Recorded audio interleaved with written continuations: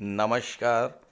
बहुत स्वागत है आप सभी दर्शकों का धनु राशि के लिए मार्गी देवगुरु के इस वीडियो में। 100 दिनों के लिए मार्गी देवगुरु। जी हाँ, ज्योतिष शास्त्र में ग्रहों के महामंत्री की संज्ञा प्राप्त देवगुरु बृहस्पति 4 फरवरी को वक्री से मार्गी हो चुके हैं और 14 मई तक वृषभ राशि में मार्गी अवस्था में ही गोचर करेंगे, फिर राशि परिवर्तन करके मिथुन राशि में चले जाएंगे। मार्गी का अर्थ होता है अपनी सामान्य गति से गतिमान होना, जबकि वक्री अवस्था का अर्थ होता है सामान्य से कम गति, धीमी गति से गोचर करना। अभी तक देवगुरु अपनी सामान्य गति से मंद गति से गतिमान थे, इसलिए गुरु से मिलने वाले फलों में भी देरी हो रही थी। जबकि अब गुरु अपनी सामान्य गति से गतिमान होंगे तो अपना फल भी सामान्य गति से ही प्रदान करेंगे। ज्योतिष शास्त्र में देवगुरु को सबसे अधिक शक्तियां प्राप्त हैं। गुरु धन के कारक होते हैं, भाग्य के कारक होते हैं, संतान और विवाह के कारक होते हैं। गुरु ही शिक्षा, धर्म और सत्कर्म के कारक होते हैं। 4 फरवरी से गुरु मार्गी होंगे तो अपने कारक तत्वों से संबंधित सभी फल आपको प्रदान करेंगे। इस गोचर की सबसे महत्वपूर्ण बात यह है कि 4 फरवरी से 14 मई के बीच गुरु शुक्र का परिवर्तन योग बनेगा। गुरु शुक्र के घर में, शुक्र गुरु के घर में गोचर करेंगे तो दोनों ही ग्रह जिन जिन भावों से संबंध बना रहे हैं उन भावों से संबंधित सभी शुभ फल आपको प्राप्त होंगे। ज्योतिष शास्त्र में गुरु और शुक्र को सर्वाधिक शुभ ग्रह माना गया है और जब दो शुभ ग्रह एक दूसरे से परिवर्तन योग बनाएंगे तो ये आपके जीवन में बहुत बड़ा परिवर्तन लाने वाला होगा। अभी तक जो संघर्ष, जो कष्ट, जो आर्थिक संकट, हेल्थ इश्यूज, फाइनेंशियल इश्यूज आप झेल रहे थे, उनसे आपको बहुत बड़ी राहत मिलने जा रही है इस गोचर से। तो धनु राशि के जातकों को मार्गी होने से, देवगुरु के मार्गी होने से क्या क्या लाभ प्राप्त होंगे, इसी का विश्लेषण करेंगे इस वीडियो में। ये विश्लेषण आपकी चंद्र राशि के आधार पर किया जा रहा है और वीडियो के अंत में मैं आपको देवगुरु के उपाय भी बताऊंगा। तो ये है धनु राशि के जातकों की कुंडली। देवगुरु का गोचर कुंडली के 6ठे भाव में है। यहाँ पर देवगुरु 4थे भाव और लग्न भाव के स्वामी होकर के 6ठे भाव में गोचर कर रहे हैं और शुक्र से परिवर्तन योग बना रहे हैं। शुक्र 4थे भाव में है गुरु की राशि में, गुरु 6ठे भाव में है शुक्र की राशि में। जब परिवर्तन योग बनता है तो दोनों ही ग्रह जिन भावों से संबंध बनाते हैं उन भावों से संबंधित सभी शुभ फल आपको देते हैं। लग्न का स्वामी अगर 6ठे भाव में गोचर करे तो सीधा सा अर्थ यह है कि 6ठे भाव की चीज़ों का लाभ मिलेगा। अब 6ठा भाव तो संघर्षों का होता है, चैलेंजेस का होता है, कर्ज का होता है, रोगों का होता है। तो क्या इनका लाभ आपको मिलेगा? नहीं, क्योंकि देवगुरु की विशेषता है, देवगुरु का नैसर्गिक स्वभाव है कि जिस भाव में गोचर करते हैं उस भाव को कमजोर करते हैं। जिन भावों पर गुरु की दृष्टि पड़ती है उन भावों को मजबूत करते हैं, क्योंकि गुरु की दृष्टि में अमृत होता है और जिस भाव पर गुरु की दृष्टि पड़ती है उस भाव को गंगा जल की तरह पवित्र कर देते हैं। तो यहाँ पर गुरु की दृष्टि 10वें भाव पर, गुरु की दृष्टि 12वें भाव पर और गुरु की दृष्टि दूसरे भाव पर पड़ेगी। तो 10वें भाव, 12वें भाव और दूसरे भाव के सभी शुभ फल आपको प्राप्त होंगे। लेकिन गुरु छठे भाव को कमजोर करेंगे। किस तरह से कमजोर करेंगे? छठा भाव संघर्षों का होता है, छठा भाव चुनौतियों का होता है, छठा भाव कंपटीशंस का होता है। आपके जीवन में चल रहे संघर्षों को, चुनौतियों को समाप्त करेंगे। आपके जीवन में, आपके कर्म क्षेत्र में, चूंकि दशम भाव पर दृष्टि है, कर्म क्षेत्र में कितनी भी बड़ी कंपटीशन हो, उस कंपटीशन को आप जीतेंगे, सफलता अर्जित करेंगे।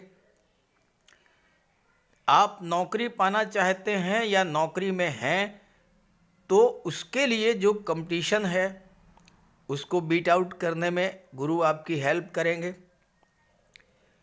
छठा भाव कर्ज का होता है, किसी पुराने कर्ज से आपको राहत मिलेगी। छठा भाव रोगों का होता है, तो रोगों से मुक्ति मिलेगी, स्वास्थ्य लाभ होगा, और कोई शत्रुता है तो वह समाप्त होगी। ननिहाल पक्ष से आपके रिलेशंस अच्छे हो जाएंगे, और छठे भाव में गोचर करते हुए गुरु आपकी इंट्यूशन पावर को भी बढ़ा देंगे। यानी जीवन में जो अच्छे अवसर मिलने जा रहे हैं उनका आभास पहले से हो जाएगा और आप उसका लाभ उठा लेंगे। साथ ही साथ भविष्य में होने वाली अशुभ घटनाओं का भी आभास आपको हो जाएगा और उससे आप अपनी सुरक्षा कर ले जाएंगे। अब जीवन में धन कहाँ से आता है? धन आता है आपके कर्म क्षेत्र से, आपकी मेहनत से, या फिर आकस्मिक धन लाभ होता है, अचानक से धन की प्राप्ति होती है। आपकी कुंडली में लाभ के स्वामी जो हैं, एकादश भाव के जो स्वामी हैं वो शुक्र हैं। शुक्र चौथे भाव में गोचर कर रहे हैं, गुरु से परिवर्तन का योग बना रहे हैं। चौथा भाव सुख का भाव होता है। शुक्र 11वें भाव के स्वामी हैं, तो 11वें भाव की चीज़ों का सुख आपको प्राप्त होगा। शुक्र की दृष्टि 10वें भाव पर पड़ रही है, गुरु की दृष्टि 10वें भाव पर पड़ रही है, तो आपको अपने कर्म क्षेत्र का सुख प्राप्त होगा। जो भी कार्य आप कर रहे थे और उस कार्य में आपको लाभ नहीं मिल रहा था, उस कार्य में आपको सफलता नहीं मिल रही थी, अब वो समय आ गया है कि आपके कार्य क्षेत्र की विघ्न, बाधाएं, रुकावटें समाप्त होंगी।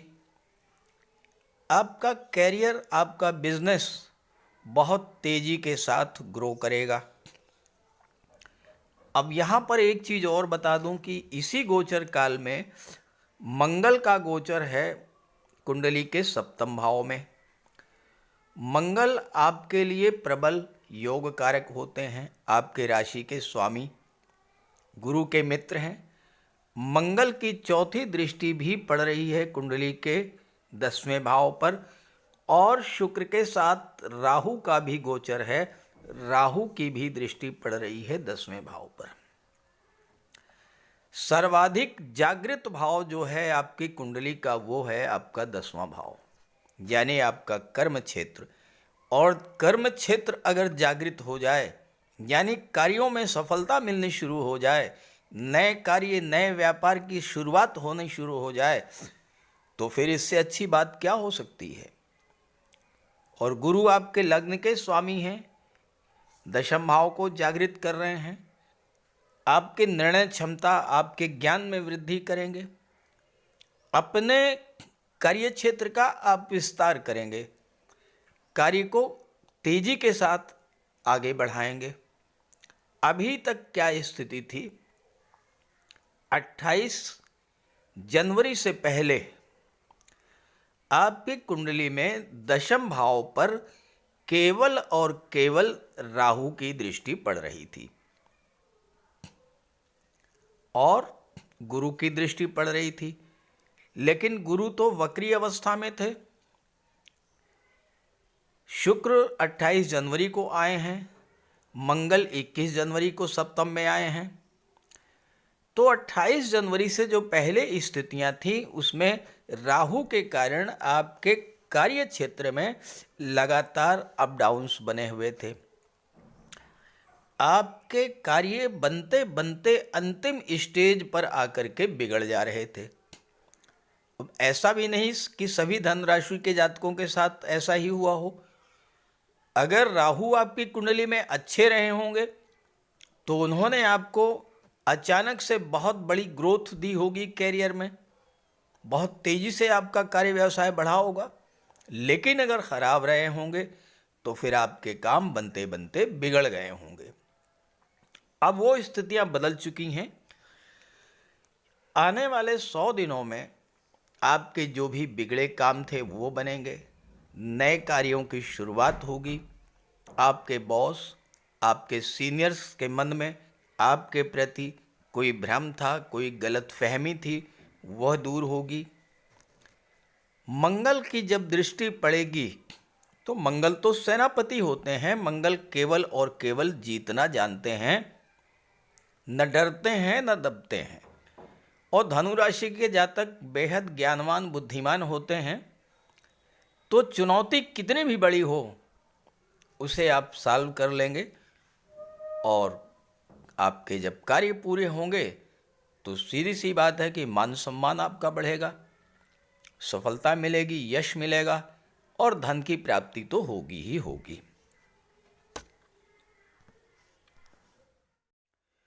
ज्योतिष शास्त्र का एक बहुत ही महत्वपूर्ण सिद्धांत, बहुत ही महत्वपूर्ण सूत्र आपकी कुंडली पर लागू हो रहा है और वो सूत्र है गुरु और मंगल का संबंध जिस भाव से बन जाए उस भाव से संबंधित सभी फल प्राप्त होते हैं। दशम भाव की बात तो हो गई। अब मंगल बैठे हैं 7वें भाव में, विदेश भाव के स्वामी होकर। गुरु की दृष्टि 12वें भाव पर पड़ रही है। गुरु हैं लग्न के स्वामी, मंगल की दृष्टि पड़ रही है लग्न के भाव पर। मंगल की 8वीं दृष्टि पड़ रही है धन के भाव पर और गुरु की दृष्टि भी पड़ रही है धन के भाव पर। तो गुरु और मंगल का संबंध बन रहा है 12वें भाव, लग्न भाव, धन भाव, तीनों में। जब भी गुरु और मंगल का संबंध कुंडली में बनता है तो एक से अधिक साधनों से आय होती है, extra source of income generate होती है। तो इन 100 दिनों में आपकी आय के नए नए स्रोत बनेंगे, इनकम बढ़ेगी आपकी, धन का संचय होगा क्योंकि दूसरा भाव भी जागृत है। अब शुक्र यहाँ पर 11वें भाव के स्वामी हैं, चौथे भाव में बैठे हैं। 11वां भाव इनकम का होता है, इनकम बढ़ेगी तो चौथे भाव की चीज़ों की प्राप्ति होगी, सुख सुविधाओं में वृद्धि होगी। 11वां भाव आपकी इच्छा पूर्ति का होता है। शुक्र आपके डिजायर्स को, आपकी इच्छाओं को शो करते हैं। तो इन 100 दिनों में आपकी कोई पुरानी इच्छा अवश्य पूरी होगी। चौथे भाव में बैठे हैं शुक्र, चौथे भाव में शुक्र दिग्बली होते हैं, अपनी उच्च की राशि में हैं, मालव्य राजयोग बना रहे हैं, धन की वर्षा होगी, रिलेशंस बहुत अच्छे हो जाएंगे, माता का स्वास्थ्य अच्छा रहेगा, माता का आशीर्वाद आपको प्राप्त होगा, माता से धन की भी प्राप्ति होगी। भूमि भवन प्रॉपर्टी की आपकी कोई पुरानी इच्छा इस समय ज़रूर पूरी होगी क्योंकि आपके राशि के स्वामी चौथे भाव के भी स्वामी हैं और शुक्र से परिवर्तन योग बन रहा है। इस समय आप अपने घर को डेकोरेट कर सकते हैं, नए घर में प्रवेश कर सकते हैं, घर बदल सकते हैं, वाहन खरीद सकते हैं। महिला हैं तो ऑर्नामेंट, ज्वेलरी, आभूषण, इन सब चीज़ों में आप निवेश करेंगे। 12वें भाव पर गुरु की दृष्टि है। 12वें भाव के स्वामी है मंगल। गुरु मंगल का संबंध 12वें भाव पर बन रहा है। जो छात्र मेडिकल और सर्जरी के क्षेत्र से जुड़े हैं या जो छात्र इंजीनियरिंग और टेक्नोलॉजी से जुड़े हैं या गेम्स और स्पोर्ट्स से जुड़े हैं, उनके लिए विदेश जाकर के धन कमाने का, शिक्षा प्राप्त करने का, मान सम्मान बढ़ाने का बहुत अच्छा अवसर इस समय बनेगा इन 100 दिनों में। 7वें भाव में मंगल हैं, विदेश भाव के स्वामी होकर के।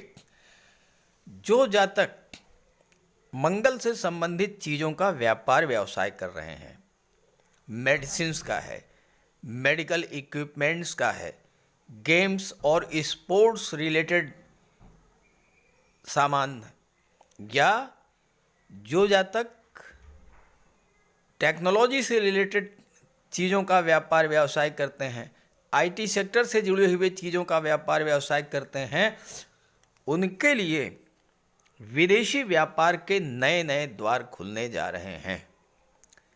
नई नई बिजनेस डील होंगी विदेशों से, एक्सपोर्ट इंपोर्ट से आपको लाभ मिलेगा। कोई पुरानी डील जो बहुत दिनों से फाइनल नहीं हो पा रही थी, वो डील फाइनल होगी। आपका पुराना कोई ऑर्डर पेंडिंग पड़ा हुआ था, नहीं मिल रहा था, वो आपको प्राप्त होगा। धन के भाव पर मंगल और गुरु दोनों की दृष्टि है। धन का संचय होना शुरू होगा। विदेशों से धन आएगा, आपके कार्य क्षेत्र से धन आएगा, व्यापार व्यवसाय से धन आएगा, धन का संचय होगा।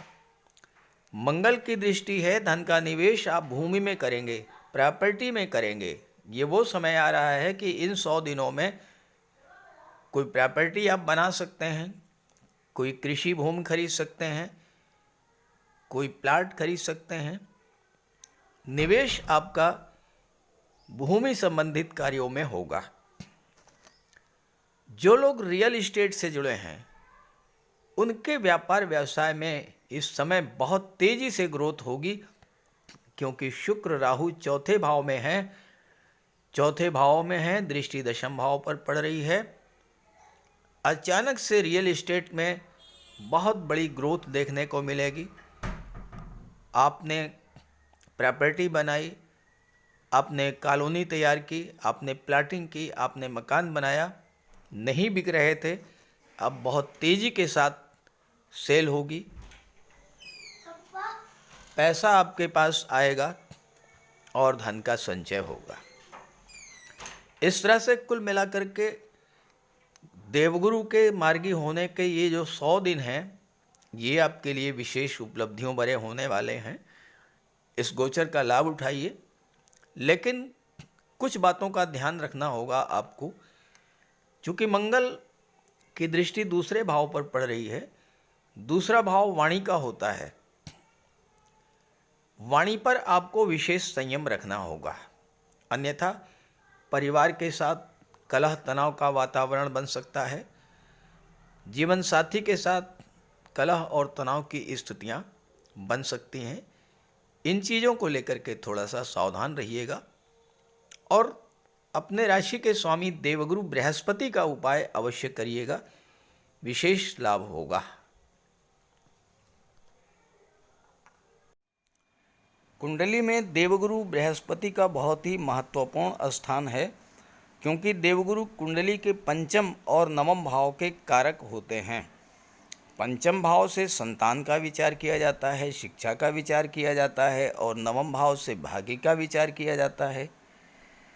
गुरु ग्रह भाग्य के लिए जिम्मेदार माने जाते हैं और किसी भी कार्य की सफलता के लिए देवगुरु का मजबूत होना बहुत ज़रूरी है। जब कुंडली में देवगुरु मजबूत होते हैं तो भाग्य का साथ मिलता है। जिस काम में हाथ डालते हैं वो सफल होता है, विवाह समय से होता है, शिक्षा अच्छी मिलती है, गुरु की कृपा रहती है, धन की प्राप्ति होती है। तो देवगुरु के लिए कुछ उपाय बताने जा रहा हूँ, उपाय ज़रूर कीजिएगा। अगर आपकी जन्म कुंडली में गुरु कमज़ोर स्थिति में है तो आपको गुरुवार का व्रत करना चाहिए। स्नान करते समय जल में आधा चम्मच हल्दी डालकर स्नान करें।